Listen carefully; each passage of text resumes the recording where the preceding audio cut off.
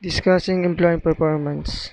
Employees and manager often dread feedback sessions because they expect some level of criticism, and criticism feels uncomfortable. However, there are ways to structure communication about the employee performance so that it feels more constructive. Use specific concrete examples. Statement about attitude or commitment requires some mind reading and employees may feel misunderstood. In contrast, reference to specific accomplishments and examples of behavior are more neutral. Listen as well as talk. This interview is a valuable opportunity for the supervisor to learn about the employee's expectations in hopes of for learning and advancement. This is a highly valued soft skill by all employers.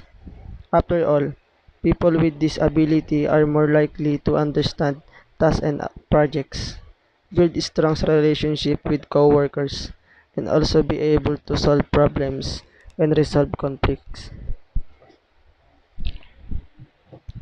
Be honest. If the employee asks a question and the supervisor is unsure of the answer, honestly is again the wise course. Example, honest is a phase of moral character that cannot positive and virtuous attributes such as integrity, truthfulness, straightforwardness, including straightforwardness of conduct along with the absence of lying, cheating, tip, etc. Honest also involves being trustworthy, loyal, fair, and sincere. Be positive. You shouldn't use positive language as what if we tired. Make eye contact and use a pleasant tone of voice. Also recognize that most employers expect their employees to handle heavily workloads. Positively means thinking in an optimistic way, looking for solutions, expecting good results and success, and focusing on making life happier. It is a happy and worry-free state of mind, which looks at the bright side of life. Prepare for success. Look forward to the future as well as backward at past performance. This is an interactive learning for everyone employee to their in her or she organization to faster growth.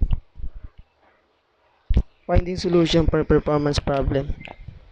As per improvement and ways to improvement performance of those areas.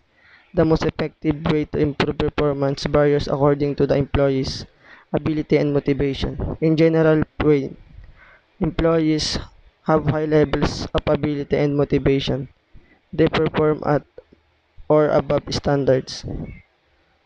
You need to do what is good way to motivate your employees to improve their performance in every work that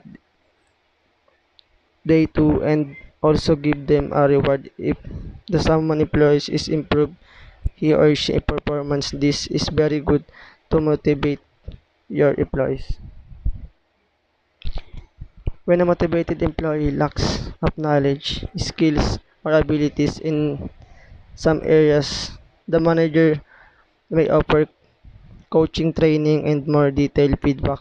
Something it is approach it to restructure the job so the employee can handle it. Manager with an unmotivated employee can explore ways to demonstrate that the employee is being treated fairly and rewarded adequately. Performance may improve if the manager directs the employee's attention of the significance of the problem by withholding rewards or providing specific feedback.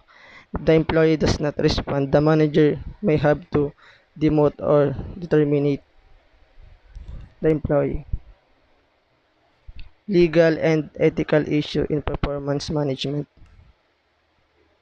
In developing and using performance management system, human resources professionals need to ensure that this system meet legal requirements such as the avoidance of discrimination. The ethical concerns of the performance management system involve performance improvement and employee development. The system should recognize the needs of the employer and the employee satisfaction in matter of concern. Legal requirements for performance management. Lawsuits related to performance management usually involve charge of discrimination or unjust dismissal. Discrimination claims often allege that the performance management system discriminated against employees of the basis of their race or sex. Many performance measures are subjective and measurement errors, such as those described earlier in the chapter, can easily occur.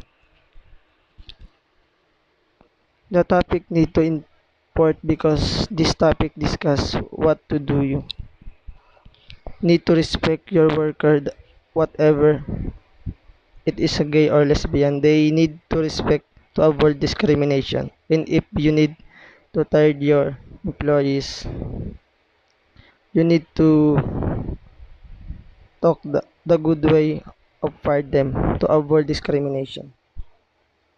Electronic monitoring and deployment.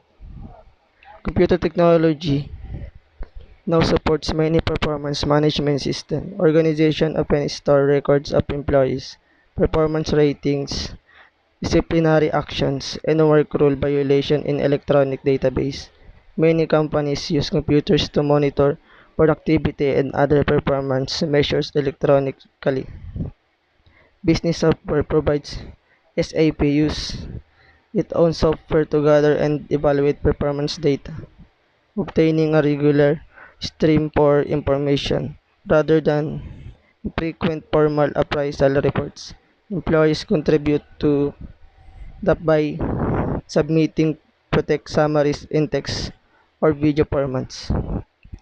Refers to the use of computers and other technology devices to monitor, record, and track employees' activities.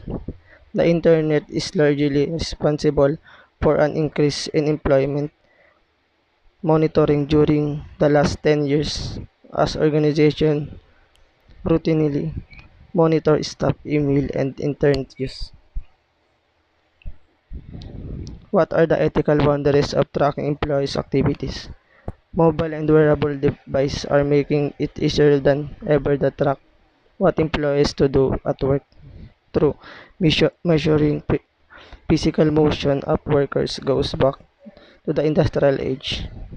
But motion sensing devices, think Fitbit or Xbox for the workplace, make data collection precise and affordable. Add to this the ease of the data entry via smartphones and tablets, as well as computers positioned on workstation. And there are almost no limits to what employment can know about employees' activities.